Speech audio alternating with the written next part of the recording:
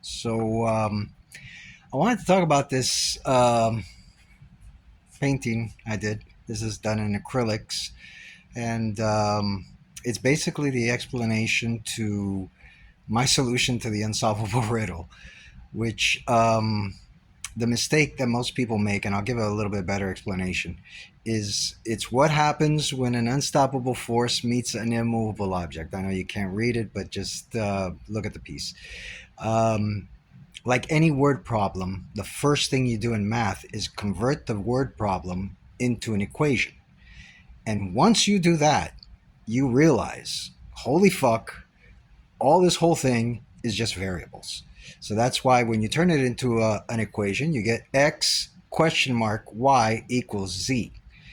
It's impossible to solve. So, and I put down here, the riddle is not asking to be solved, but why it can't be solved, because it's all variables, and that's the riddle. It's a variable. So you cannot solve this. You cannot break it down into anything less mathematically, and you can give an answer for x. You can say, well, x is time, and multiplied times a black hole, and it equals whatever. But that's not the only answer. X has an infinity to the power of infinity of answers. This has, it's not a plus or minus or anything. It meets. It doesn't define what meets is. It doesn't define what an unstoppable force is, and what happens. Obviously that's equals z. So this is why this riddle is impossible to solve.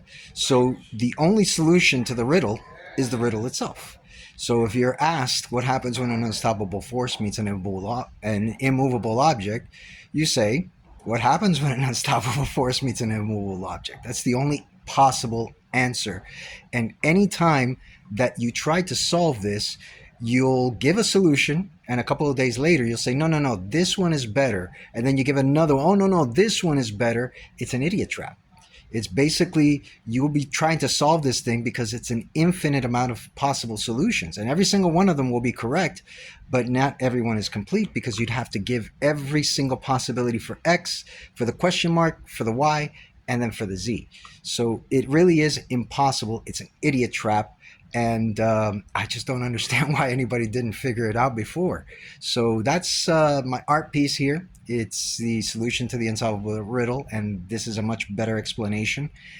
So hopefully that clears things up. Yes, I know I misspelled solved.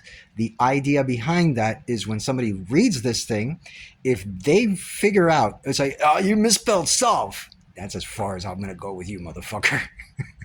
I'm not going to try to explain this shit to you, because I already know the person that I'm dealing with.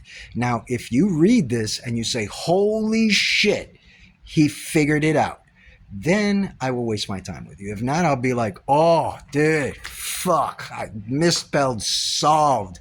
Man, you are really, man, thank you so much. I appreciate that. So it's a way of differentiating the people that I want to have the discussion with against the people that I don't want to go try to explain.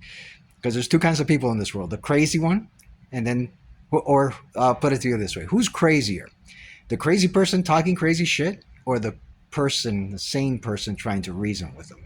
And for me, it's the sane person trying to reason with them. So that's my art piece here, and I framed it as an art piece. Fuck it, why not? So anyways, that's the explanation. Peace out.